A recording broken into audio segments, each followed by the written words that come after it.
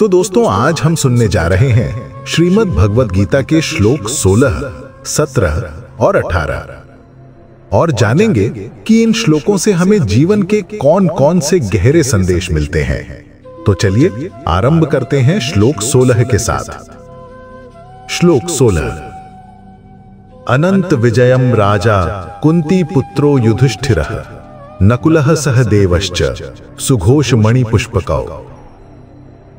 अनंत विजयम राजा, यहां युधिष्ठिर को राजा कहा गया है क्योंकि वो इंद्रप्रस्थ के शासक थे। वनवास और अज्ञातवास के बाद भी वे धर्मराज के रूप में प्रतिष्ठित रहे। संजय जब राजा शब्द का प्रयोग करते हैं तो वे ये भी संकेत देते हैं कि आगे चलकर संपूर्ण पृथ्वी पर राज्य भी युधिष्ठिर को ही प्राप्त होगा। और कुंती पुत्रों कहकर संजय ये स्पष्ट करते हैं कि अर्जुन, भीम और युधिष्ठिर तीनों कुंती के पुत्र हैं, जबकि नकुल और सहदेव माद्री के। ये श्लोक केवल शंखनाद का नहीं बल्कि धर्म, मर्यादा और नेतृत्व के संकेतों का भी प्रतीक है। अब सुनिए श्लोक 17 और 18। काश्यश्च परमेश्वासः शिखंडी च महारथः धृष्टद्युम्नो विराटश्च सात्विकिश्च पराजितः द्रुपदो द्रौपदेयाश्च सर्वशः पृथ्वीपते सौभद्रश्च महाबाहुः शंखान् दद्मुः पृथक पृथक। यहां संजय धृतराष्ट्र को बताते हैं, हे पृथ्वीपति, पांडवों की ओर से शिखंडी, धृष्टद्युम्न, विराट, सात्यकी, द्रुपद, द्रौपदी के 5 पुत्र और अभिमन्यु, इन सब ने भी अपने अपने शंख बजाए। शिखंडी एक अद्भुत योद्धा था।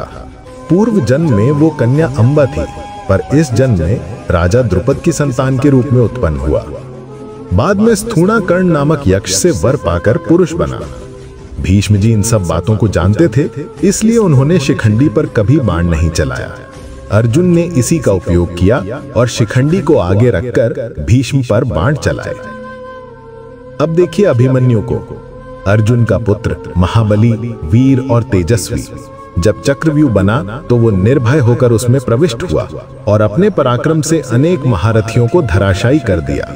परंतु अंत में 6 महारथियों ने उसे अन्यायपूर्वक घेर लिया और दुशासन पुत्र की गदा से उसके सिर पर प्रहार कर उसे वीर गति दी। संजय ने कौरव सेना में केवल भीष्म का नाम लिया, पर पांडवों की ओर से श्री कृष्ण और 18 शूरवीरों का उल्लेख किया। इससे यह स्पष्ट होता है कि संजय का हृदय धर्म की ओर झुका हुआ था। उनका मन अधर्म का वर्णन नहीं करना चाहता था, क्योंकि उन्हें ज्ञात था कि जहां श्री कृष्ण है वहीं धर्म है। संदेश: गीता का ये अंश हमें ये सिखाता है कि बाहरी शक्ति नहीं बल्कि आंतरिक धर्म और ईश्वर का संग ही सच्ची विजय का कारण होता है। जब भगवान आपके साथ हों, तब आपके शंख की ध्वनि ही नहीं, आपका संकल्प भी दिव्य बन जाता है। यदि गीता के इन श्लोकों का अर्थ आपके हृदय को छू गया हो, तो वेद ज्ञान पाठ चैनल को सब्सक्राइब कीजिए, वीडियो को लाइक कीजिए और कमेंट में लिखिए, जय श्री कृष्णा।